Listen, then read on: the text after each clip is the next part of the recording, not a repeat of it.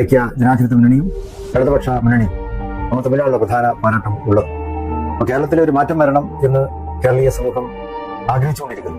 ഇടതുപക്ഷത്തിന്റെ കഴിഞ്ഞ 5 വർഷം തികയാൻ പോകുന്നു. അവർ നറ്റിക്കൊണ്ടിരിക്കുന്ന ഭരണം, 10 വർഷത്തെ ഭരണം, അതിൽ അങ്ങേയറ്റത്തെ മനം മടുപ്പോടെയാണ് കേരളത്തിലെ എല്ലാ വിഭാഗം ജനങ്ങളുമുണ്ട്. അതിന് പ്രായ വ്യത്യാസമില്ല.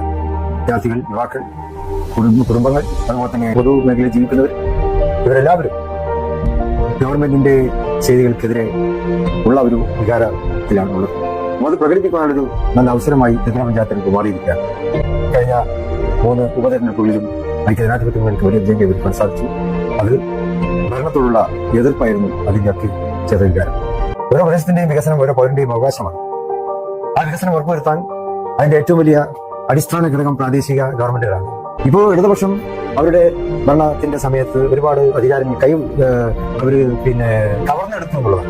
ലോക്കൽ സ്റ്റേറ്റ് ഗവൺമെന്റുകളായ പഞ്ചായത്തുകൾക്ക് ഉണ്ടായിട്ടുള്ള ഒരുപാട് അവകാശങ്ങൾ, അധികാരങ്ങൾ അത് കവർന്നെടുത്തു എന്നുള്ളതാണ് ഇടതുപക്ഷം ചെയ്തിട്ടുള്ള ഏറ്റവും വലിയ ഒരു വിപത്ത്.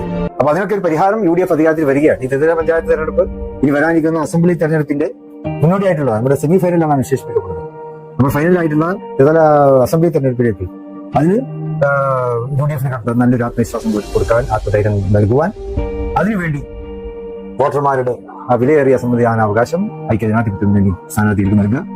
സ്വന്തം ഗ്രാമം, അതുപോലെ തന്നെ സ്വന്തം നഗരം, അതുപോലെ സ്വന്തം സംസ്ഥാനം, ഇവയെല്ലാം ഒരു നല്ല ഭരണത്തിലേക്ക് അതിനൊക്കെ തിരിച്ചുകൊണ്ടിരുന്നതിന് വേണ്ടി ഐക്യജനാധിപത്യ മുന്നണി സ്ഥാനാർത്ഥികളെ അവരവരുടെ ചിഹ്നങ്ങളിൽ വോട്ട് രേഖപ്പെടുത്തി മുമ്പിച്ച ഭൂരിപക്ഷത്തോടെ വിജയിപ്പിക്കണം എന്ന് അഭ്യർത്ഥിക്കുന്നു.